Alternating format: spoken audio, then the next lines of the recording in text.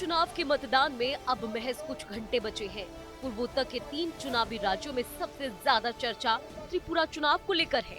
BJP शासित इस राज्य पर सभी की निगाहें हैं। राज्य में सियासी पारा भी पूरी तरह उफान पर है और खास तौर पर बीजेपी ने यहाँ पूरी ताकत झोंक दी है। त्रिपुरा में भगवा की जीत के लिए पीएम मोदी, अमित शाह सहित कई दिग्गजों ने जमकर सभाएं की।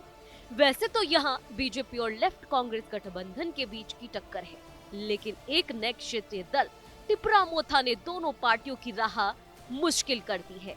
टिपरा मोथा के मुखिया प्रद्योत किशोर का दावा है कि इस बार त्रिपुरा में ऐतिहासिक बदलाव आएगा। क्षेत्रीय पार्टी टिपरा मोथा की एंट्री से इस बार मुकाबला रोचक हो गया है और माना जा रहा है कि त्रिकोणीय मुकाबला रहेगा। इस पार्टी की आदिवासी इलाकों में अच्छी खासी पकड़ है।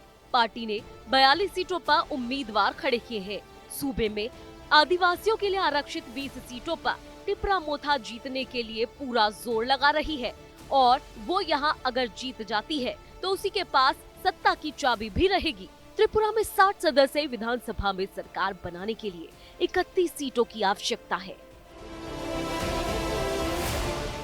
पिछले चुनाव में बीजेपी ने 51 सीटों पर चुनाव लड़ा और 36 पर जीत हासिल की, जबकि उसकी सहयोगी party indigenous people's front of Tripura यानी IPFT ने 9 सीटों पर चुनाव लड़ा और 8 जीती।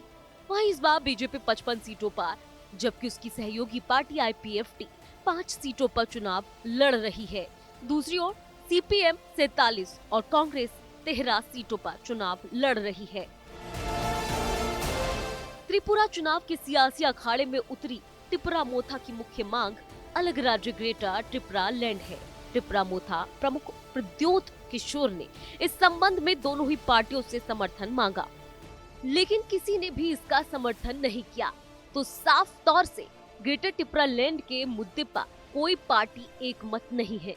राज्य के सीएम माणिक साहा और असम के सीएम पूर्वोत्तर के चाणक्य हेमंत बिस्वा शर्मा साफ तौर पर इससे इनकार कर चुके हैं। वहीं प्रद्योत किशोर अपनी इस मांग पर अडिग है। अब देखने वाली बात ये होगी कि ग्रेटर त्रिपुरा लैंड के मुद्दे पर प्रद्योत किशोर जनता के बीच अपनी कितनी छाप छोड़ पाते हैं। टीम चुनाव आज तक।